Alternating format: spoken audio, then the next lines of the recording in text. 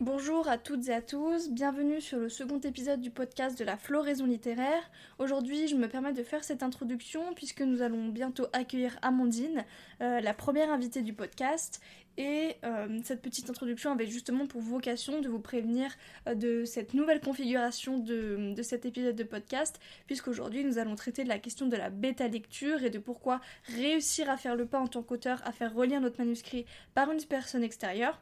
Et donc, d'ici quelques secondes, je vais donc accueillir Amandine, qui est avant tout une amie, mais qui a surtout été ma bêta lectrice durant un an, l'année dernière, lors de l'écriture de mon précédent manuscrit.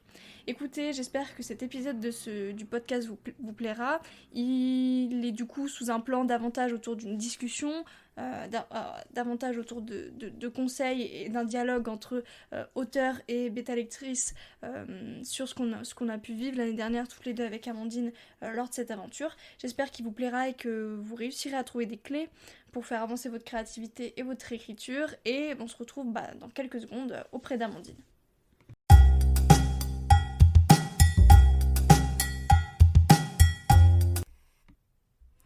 Ok, alors bienvenue Amandine sur le podcast. Merci beaucoup pour l'invitation, ça me fait très plaisir. Est-ce que tu peux un petit peu te présenter à nous pour les personnes qui ne te connaissent pas du coup? Bonjour à tous, moi du coup je suis Amandine Vigneault, c'est mon nom complet, voilà, le nom que j'utilise dans la vie de tous les jours. Je suis illustratrice et en parallèle du coup je continue mes études.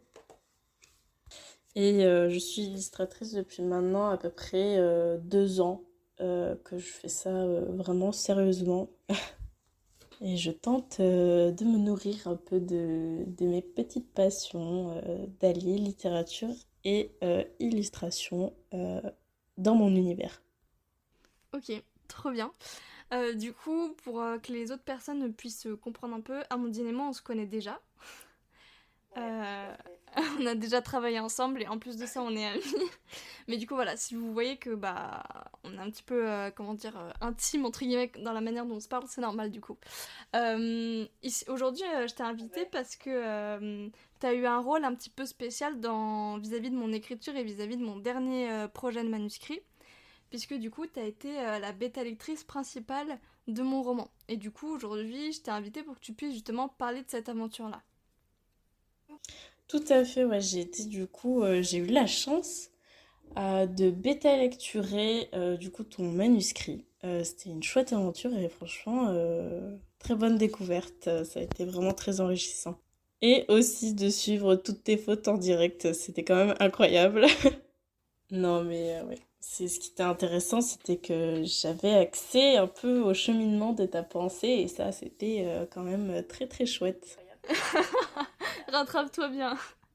Est-ce que tu peux, est-ce que tu peux nous dire si avant moi t'avais déjà un petit peu fait de la bêta lecture, que ce soit pour quelqu'un d'autre ou pas du tout?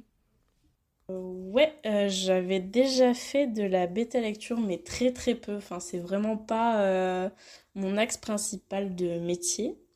Mais j'avais fait quelques chapitres par-ci par-là, vraiment pas quelque chose de très poussé comme on a pu faire ensemble. Et ouais, du coup, c'était vraiment quelque chose que je faisais beaucoup plus pour m'amuser et peut-être pour un peu pour aider, où je pointais les choses qui pouvaient éventuellement poser problème, mais vraiment pas aussi méthodiquement que ce qu'on a pu faire ensemble. D'autant plus que mes études m'aident à faire ça, donc c'est encore plus intéressant d'en profiter. Carrément. Et du coup, quand tu te dis je vais lire ne serait-ce qu'un ou deux chapitres de quelqu'un ou à plus long terme comme t'as pu faire avec moi ou que tu pourras le faire avec d'autres personnes, qu'est-ce qui te plaît en fait, dans le fait de bêta lecturer? En fait, je trouve ça super intéressant dans la bêta lecture, c'est accéder à ce premier jet qui sort vraiment de l'esprit de l'auteur et trouver un moyen en fait à dégager les bonnes choses, évidemment, mais aussi à l'aider dans ses points faibles, à trouver un moyen de communiquer pour que ça soit d'autant plus agréable à la lecture et oui, enfin, travailler sur ce manuscrit qui est qui est si souvent important pour l'auteur. Et oui, enfin l'aider à l'améliorer et juste à le rendre un peu plus lui permettre quelque part d'exprimer un peu sa singularité. On sait après que dans une bêta lecture, il faut trier ces informations qu'on va donner à l'auteur. Enfin, je pense qu'on n'a pas la science infuse dans ce qu'on fait, mais je pense qu'au-delà du fait qu'on soit là à titre purement indicatif, finalement, je pense qu'on peut apporter un regard extérieur qui peut être important pour le bon développement du manuscrit. Puis même d'un point de vue personnel, en tant que bêta-lecteur, on évolue un peu en même temps que l'auteur et on s'appréhende et on devient de plus en plus précis à travers cette bêta-lecture. Mhm, tout à fait, ouais. Et du coup, comment tu... Genre, parce que dans la bêta lecture, c'est quelque chose d'assez général. Et par exemple, bah, moi, avec les personnes que je peux accompagner, du coup, parce que du coup, enfin, on en reparlera après, mais du coup, le fait que tu m'aies bêta lecturé, moi, ça m'a aussi appris beaucoup. Désormais, maintenant que j'ai mon entreprise et que j'accompagne des auteurs ou des personnes qui veulent écrire ou terminer leur manuscrit, ta façon de me bêta lecturer, elle m'a beaucoup apporté dans le sens où, du coup, bah, en tant qu'auteur, je me souviens de ce qui m'a aidé et ce qui m'a moins aidé, tu vois, dans ta manière de faire. Enfin, dans ta manière de bêta lecturer. Comment tu, toi, définirais ta bêta lecture? C'est-à-dire que, par exemple, quand moi, je vais me concentrer peut-être sur l'analyse un peu psychologique d'un personnage, il y a quelqu'un d'autre qui va vraiment se focaliser, je sais pas, sur la conjugaison. Comment tu jauges un peu, toi, si tu vas être plus dans de la correction, vraiment en mode correction pure et dure, ou si tu vas plus être dans de l'analyse? Ben, en fait, mon approche de la bêta lecture, elle est plutôt méthodique. Je fais déjà une première lecture qui est globale. Je remarque pas tout de suite les fautes. Enfin, vraiment, je prends juste le temps de lire le texte. Je fais une deuxième lecture où je commence à regarder si au niveau de la narration, il n'y a pas des incohérences. Si tout me semble plutôt clair dans le déroulement. Après, je fais une troisième bêta lecture où je regarde toutes les fautes. Donc là, enfin, en fait, c'est la partie qui me prend le plus de temps. C'est vraiment, je m'arrête sur quasiment tous les mots et puis je regarde si ça va, si ça va pas. Enfin, après, je le fais à mon échelle, bien sûr, et je suis vraiment pas professionnelle, donc ça n'exclut pas peut-être le besoin de voir un professionnel pour corriger toutes les fautes, parce que je vais sûrement en laisser passer. Et après, je fais une dernière lecture pour voir comment enrichir le texte et comment en fait lui apporter une dimension qui pourrait lui manquer. Et c'est là ce qui est important de bien connaître les codes de ce qu'on lit et de savoir en fait comment chez les autres auteurs ça marche. Parce que si on n'a pas de point de comparaison, ça va être compliqué en fait de trouver ce qui manque ou ce qu'on a besoin ou ce genre de choses. Donc, euh, donc en fait c'est important pour enrichir cette bêta lecture qui est quand même une étape où on réfléchit plus qu'on écrit. Non, non, mais enfin, en tout cas pour moi ça marchait bien avec, enfin dans notre duo et ça marchait bien, je pense aussi avec le style de manuscrit du coup. Mais euh, tu nous parlais un petit peu du fait que bah, la bêta lecture c'était un petit peu aussi en lien avec tes études.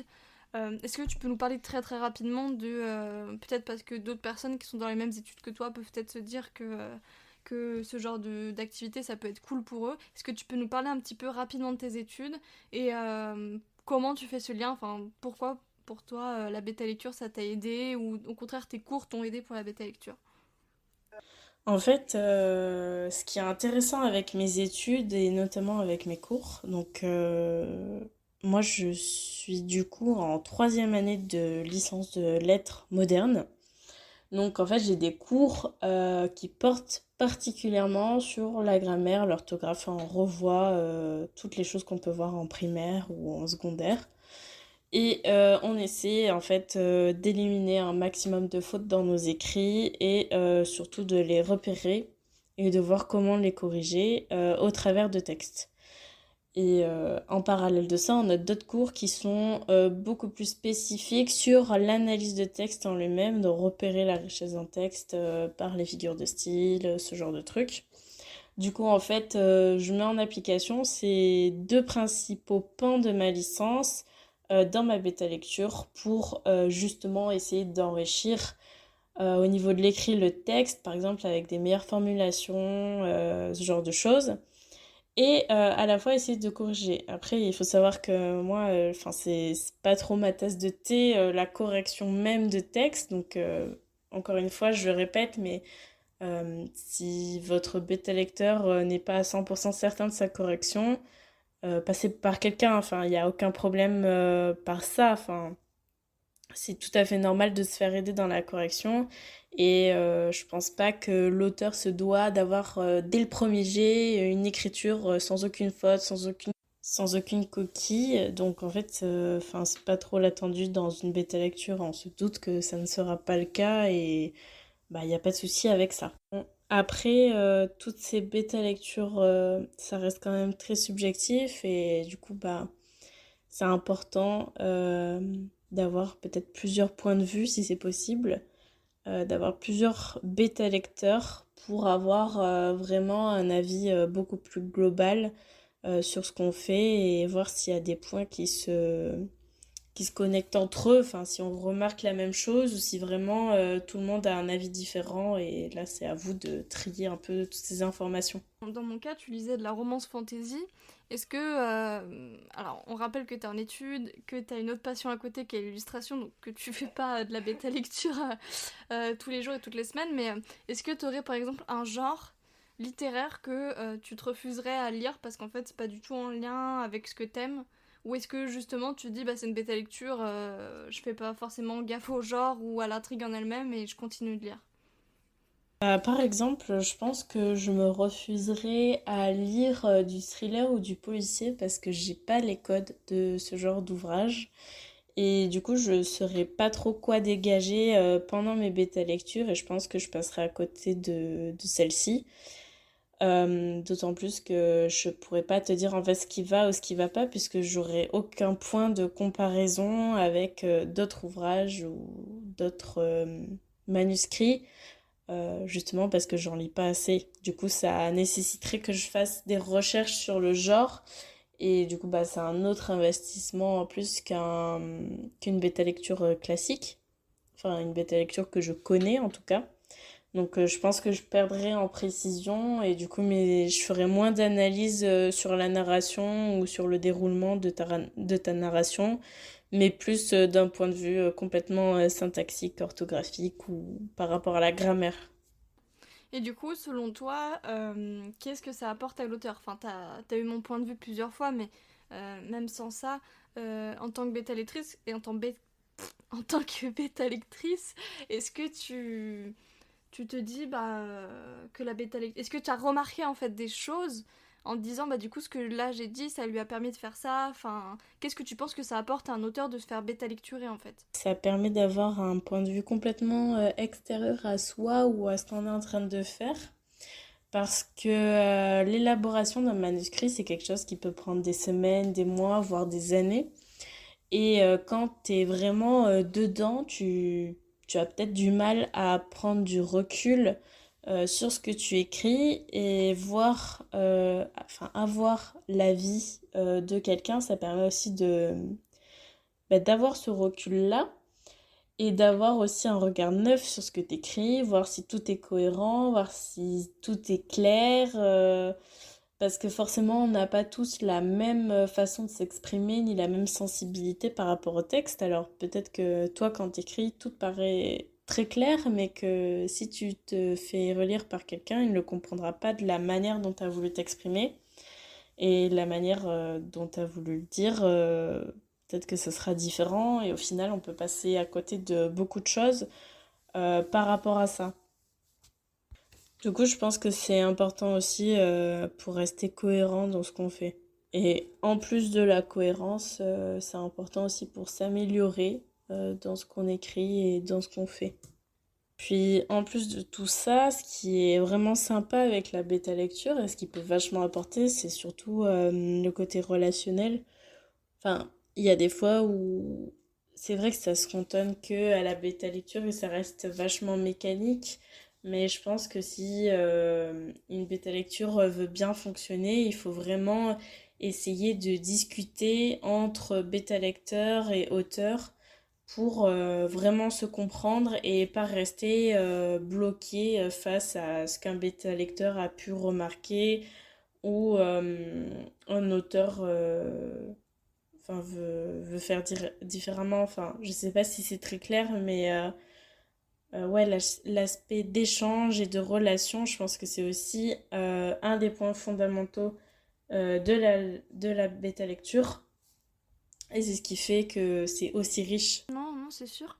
Et alors c'est vrai que du coup, pour alimenter un peu la chose et pas avoir qu'uniquement un de nos deux points de vue, c'est vrai qu'en tant qu'auteur, le fait de travailler avec Amandine, c'était régulièrement en fait Enfin, je veux dire, j'ai mis 1 an du coup à écrire le premier jet de mon roman, et du coup, le fait d'avoir Amandine derrière qui relisait, c'était un peu. Enfin, je te voyais un peu comme tu sais, la nana qui rentre dans un bureau avec une liasse de dossiers et genre qui t'appuie en fait, qui met son gros doigt sur chaque ligne en disant bah là il manque ça, là je comprends pas, etc. Et en fait, faut réussir. Enfin, c'est aussi un travail du coup, enfin, de ce que j'ai pu ressentir, hein. Après, encore une fois, chaque bêta lecteur réagit différemment, chaque auteur réagit différemment, mais en tout cas pour moi, au début, il y a quand même eu, je pense, quand même au moins 6 chapitres où toutes les deux, on a essayé de se trouver, parce que c'est aussi, enfin tu me dis si je me trompe, hein, mais c'était aussi pour moi la manière de pouvoir comprendre tes conseils, et toi la manière sûrement de pouvoir me les échanger, parce que bah, en fait c'est hyper délicat quand une bêta lecture intervient pendant le premier jet, parce que en tant qu'auteur, mais c'est peut-être le cas aussi en tant qu'illustratrice, hein, n'hésite pas à nous le dire, mais c'est vrai que les premiers temps, en plus Amandine c'était ma première expérience en tant que bêta lecture, et c'est vrai que quand elle me disait des choses, bah des fois je le prenais mal en fait, enfin tu sais, je me disais mais en fait pourquoi elle est en train de critiquer, alors qu'en fait c'était pas une critique, tu vois, c'était vraiment pour me faire avancer. Et ça je pense que en tant qu'auteur il faut vraiment, en tout cas quand on s'engage dans une bêta lecture, bah, être prêt à ça en fait, parce que justement c'est pour moi Amandine c'était un peu la personne qui me disait qui me faisait des retours en fait, et pas des reproches, bien des retours, mais qui du coup appuyait là où ça faisait un petit peu mal pour éviter en fait que après, ou si je le publie comme ça, ou si je l'envoie comme ça, et ben que justement on me le reproche en fait. Donc c'était un petit peu genre mon alarme avant le tsunami, genre c'était elle qui me disait fais gaffe à là, et voilà. Et après c'était hyper intéressant parce qu'Amandine et moi on était quand même, enfin je pense dis-moi si je me trompe, hein, mais t'étais plutôt genre dans un esprit en mode bah moi je vais lui dire, après elle en fait ce qu'elle en veut, et moi j'étais exactement pareil en fait, c'est-à-dire qu'Amandine des fois elle me disait des trucs, et il y a des moments où je disais ouais en fait c'est vrai, elle a trop raison, et d'autres moments où bah en plus le bêta lecteur moi j'envoyais pas tous mes chapitres d'un coup, donc il y a des choses où Amandine comprenait pas, et moi je comprenais parce que je savais que dans 4 ou 5 chapitres il y allait avoir quelque chose, etc. Donc pour ça, c'est Premier ça. temps, on a un peu tâté le terrain, si je peux me permettre l'expression, pour savoir où est-ce qu'on voulait aller. Donc, ouais, c'est important, je pense, de communiquer, comme tu dis. Oui, voilà, une bêta lecture, c'est quand même voilà, la liberté de prendre ou non ce qui t'intéresse dans la bêta lecture. Et il faut pas non plus dénaturer le texte. Et oui, il faut laisser faire l'auteur bah, dans sa démarche. Non, mais carrément. Et puis quand tu disais que c'était aussi un aspect relationnel, je pense que c'est hyper important. Peut-être, alors en tout cas moi je l'ai vécu comme ça, encore une fois, je pense que chaque expérience est différente. Mais je pense que c'est hyper important aussi d'un minimum connaître le bêta lecteur. Pas forcément que ce soit forcément votre ami comme nous on a pu le vivre, mais quand même en fait je pense que c'est important, parce que ou alors faites des essais, parce qu'il y a des personnes peut-être avec qui ça passera pas parce que vous les appréciez pas en dehors de la bêta lecture, mais parce que il y a un point de vue qui n'est pas le vôtre, il y a une façon de dire qui n'est pas la vôtre, et je pense qu'il faut être au clair avec ça. Et il me semble qu'Amandine et moi il y a eu un moment où j'ai pu en fait peut-être lui dire, et je pense que c'est important aussi qu'en tant qu'auteur de pas juste laisser le bêta lecteur en mode tiens je t'envoie mettre un chapitre, mais de savoir en fait aussi quoi lui dire en termes d'analyse, parce que même si Amandine, voilà, je pense qu'elle était assez autonome, mais t'as réussi quand même à bien voir quand des fois il y avait plus besoin de vraiment correction pure et d'autres d'analyse. mais il y a aussi, je pense, en tant qu'auteur, c'est aussi notre rôle de justement guider un peu ça et dire, bah, sur ce chapitre-là, c'est un peu la merde au niveau de la correction, est-ce que tu peux jeter un œil? Enfin voilà, c'est aussi notre rôle, je trouve, en tant qu'auteur, d'accompagner le bêta-lecteur, surtout dans le cas d'Amandine où elle faisait ça bénévolement. On rappelle qu'il y a évidemment des bêta-lecteurs professionnels et des correcteurs professionnels, mais dans le cas de quelqu'un bénévole, je trouve ça encore plus important de prendre soin entre guillemets de cette relation là et de toujours être dans la communication finalement, parce que moi il y a plein de moments où Amandine je comprenais pas forcément ce qu'elle me disait, où je lui disais bah là c'est un peu chaud, c'est la manière dont elle de me le dire, et en fait elle s'expliquait, moi je m'expliquais, et en fait on était au clair, parce que faut vraiment avoir conscience à mon sens que la bêta lecture, bah ouais en fait les personnes elles sont là pour un peu vous dire, alors pas pour vous saquer, on est d'accord, mais en tout cas pour nous faire voir les manquements, donc forcément ça fait jamais plaisir quand t'as quelqu'un qui arrive et qui dit mais gros je comprends R à ton paragraphe là. Mais c'est le jeu en fait. Et du coup pour revenir un petit peu à ça, j'aurais voulu savoir toi si t'avais eu des difficultés, parce que du coup moi je te parle de mes difficultés en tant qu'auteur, à accepter, à prendre du recul, etc. Mais est-ce que toi t'as ressenti des difficultés, que ce soit avec ma bêta lecture ou avec d'autres expériences hein, évidemment? Bah, j'ai pas ressenti tant que ça de difficultés. Faut dire que quand même t'étais vachement ouverte d'esprit par rapport aux corrections ou aux appréciations que je pouvais te laisser. Et je pense que ça, c'est un peu le maître mot des bêta lectures. C'est vraiment ne vous engagez pas dans une bêta lecture ou ne demandez pas une bêta lecture si vous n'êtes pas prêt à recevoir des critiques qui seront pas toujours positives par rapport à ce que vous avez écrit. Par exemple, ça me fait penser à une faute qui venait très régulièrement dans tes écrits. On a mis des semaines à savoir comment la gérer, mais au final, il fallait juste qu'on en discute pour régler le problème. Mais du coup, avant de communiquer, enfin, je sais qu'il y a des fois où j'ai pu être un peu sèche dans la manière de dire, et ça venait clairement d'un manque de communication entre nous. Mais enfin, faut pas oublier aussi que en tant que bêta lecteur, on s'engage un peu dans ce texte et on y met du nôtre. Peut-être pas autant qu'un auteur, c'est sûr, mais quand même, enfin, on essaie d'apporter au mieux cette bêta lecture dans la construction du manuscrit. Et c'est vrai que c'est pas toujours évident de prendre le recul par rapport à ce que le bêta lecteur en dit, ou même par rapport à l'auteur, parce que bah, il prendra pas toutes nos remarques en considération, alors que nous on voudrait que ça se passe comme ça. Mais c'est aussi ce qui est intéressant, c'est de voir qu'est-ce qu'il en fait de tout ça. Et au final, on a également envie que l'auteur réussisse dans sa démarche d'écriture. Carrément. Et surtout, ce qui était intéressant, c'est que j'avais en tête aussi, et Amandine aussi, je pense, mais enfin, n'oubliez pas non plus que, par exemple, le bêta lecteur n'a pas connaissance de votre manière de fonctionner, de votre organisation dans l'écriture. Et en fait, c'est justement ça, là, cette anecdote de cette faute régulière, qui était une faute en soi, grammaticale, quoi. Et en fait, du coup, c'est vrai qu'Amandine, quand je lui renvoyais les chapitres, parce que j'avais pas forcément le temps, et ça encore, on en reparlera aussi, de prendre le temps de relire avant d'envoyer au bêta lecteur, mais des fois, j'avais pas le temps. Et du coup, c'est vrai que du coup, elle revoyait ces fautes-là. Et à un moment donné où c'est tout à fait normal en fait qu'elle me dise j'en ai marre de corriger cette faute-là. Et du coup, moi, c'est là où je suis arrivée et où on a discuté, où je lui ai dit, mais en fait, oui, mais les chapitres que je t'envoie là, enfin, les chapitres que tu es en train de lire actuellement, c'est des chapitres que j'ai écrits il y a 2 mois. Donc en fait, quand il y a 2 semaines, tu m'as fait la remarque sur la faute, et bah du coup, je la prends en compte que maintenant, alors qu'il y a déjà, je sais pas, 10-15 chapitres qui ont été écrits. Donc c'est là où après on s'est remis d'accord et je lui ai dit je vais essayer de prendre le temps de relire avant de te l'envoyer. Mais c'est surtout le point en fait pour vous dire prenez le temps aussi peut-être en début de bêta lecture quand vous demandez à une amie ou à qui que ce soit d'essayer de lui expliquer votre fonctionnement. Est-ce que vous écrivez le chapitre, vous le relisez pas et vous l'envoyez direct? Est-ce que vous avez de l'avance sur vos chapitres? Comment la personne aussi elle veut fonctionner? Parce que chez Camandine, toi tu me disais essaye de m'en envoyer le plus possible pour que je puisse avoir une sorte de réserve et voilà. Essayez vraiment, je pense que c'est important l'organisation aussi parce que c'est là où en plus on peut. Enfin, moi il y a eu des moments où c'était le rush et où en fait je disais à Amandine, je mettais un peu la pression en mode désolée, ça fait 2 jours que je te l'ai envoyé, mais il faut vraiment y aller. Donc essayez aussi, je pense, important de voir si vous voulez travailler dans le stress, c'est cool si les deux parties sont d'accord, mais en tout cas, je pense qu'il y a aussi un petit temps d'adaptation à chaque quotidien en fait.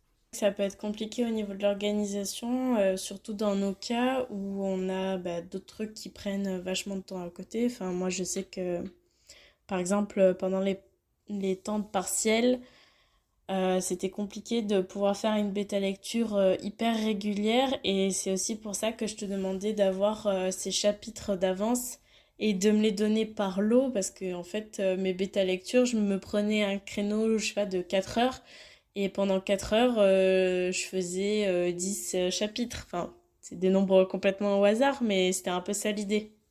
Du coup, en fait, je pouvais te l'envoyer en un seul bloc et toi, ça te permettait de ton côté de t'organiser dans la correction et dans l'élaboration de ce second jet comme tu le voulais et au rythme que tu le voulais. Mais oui, il y a besoin d'un échange pour pouvoir s'organiser. Oui, il faut aussi être plutôt organisé dans sa bêta lecture et dans son rapport au bêta lecteur pour pas qu'il y ait de couac. Carrément. Et puis aussi, je pense que c'est intéressant aussi de réfléchir. Alors moi, j'ai pas vraiment réfléchi, enfin ça arrivait assez naturellement quand je t'en ai parlé et ou que tu m'as proposé, je sais plus exactement il y a un an comment ça s'est déroulé, mais c'est aussi important peut-être de voir si vous voulez, je sais qu'il y a beaucoup d'auteurs, moi, qui fonctionnent en, genre tu vois, ils écrivent tout, leur roman, et après ils le font lire. Moi c'était différent parce que Amandine, elle me le disait, quand j'étais encore en train d'écrire, alors j'avais beaucoup d'avance en termes d'écriture sur ce qu'elle elle lisait, c'est-à-dire que je pense que j'avais bien 20-25 chapitres d'avance quand j'écrivais et qu'elle elle les lisait, mais c'est aussi hyper intéressant de est-ce que vous êtes capable d'en même temps écrire et prendre du recul sur les premiers chapitres que la personne elle vous relit, ou est-ce que vous préférez tout écrire d'un coup. Ça, je pense que ça change aussi beaucoup de choses en termes d'expérience. Moi, je sais que du coup, en fait, c'était plutôt positif pour moi parce qu'en fait, même si Amandine elle me corrigeait, je sais pas, le chapitre 5 et que j'étais en train d'écrire le chapitre 40, et les conseils qu'elle me donnait au chapitre 5 se répercutaient dans mon écriture. Du coup, je voulais savoir si cette bêta lecture elle avait pu t'apporter quelque chose vis-à-vis de ton art qui est toi dans l'illustration, ou pas du tout, ça n'a pas eu d'impact, c'était trop éloigné de ton autre activité.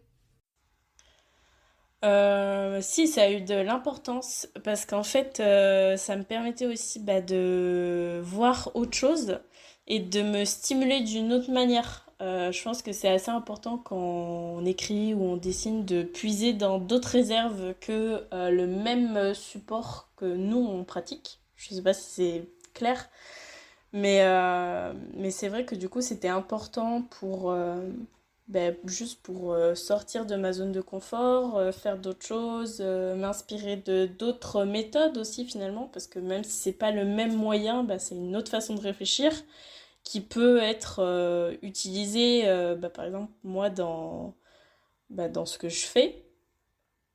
Et oui, enfin, après, ça, on se motive aussi entre nous. Enfin, c'est aussi, voilà, c'est le terme d'échange, je pense qu'il est primordial dans ce genre de relation. Après, bien sûr, c'est pas obligatoire, mais c'est vrai que du coup, ça apporte une autre expérience et ça peut que nous enrichir, je pense. Ouais, carrément. Et du coup, est-ce que tu aurais des conseils pour des personnes qui voudraient bêta-lecturer d'autres auteurs? Prenez le temps juste de vous renseigner sur ce qu'est la bêta lecture parce que moi je fonçais mes têtes baissées, je savais pas quoi regarder au début en fait. Et du coup, 12, enfin je pense qu'on a eu peut-être 5 ou 10 chapitres où on a vraiment un peu tâtonné dans ce qui allait et ce qui allait pas. Et surtout, qu'est-ce qu'il fallait prendre ou ne pas prendre. Et je pense que c'est important de se renseigner sur tout ça avant de commencer une bêta lecture pour un bêta lecteur.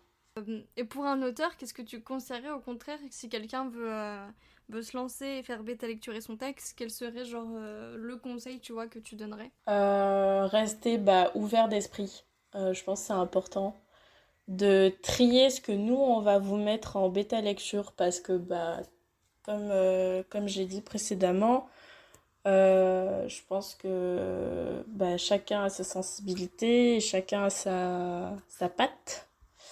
Et faudrait pas que votre texte soit entre guillemets dénaturé par la bêta lecture. Nous, on est là vraiment en tant que plus dans cette expérience. C'est sûr, carrément, t'as raison. Et je voudrais terminer un petit peu ce petit podcast qui va nous durer quand même une vingtaine de minutes. Sur est-ce que t'aurais, enfin j'avais pas du tout pensé à te poser cette question-là, mais moi ça m'intéresse et du coup c'est en lien un petit peu avec le podcast. Est-ce que t'aurais genre une lecture confondue à conseiller à quelqu'un, genre pas forcément en lien avec la bêta lecture, tu vois, mais si tu devais conseiller une lecture aux personnes qui nous écoutent, ça serait quoi?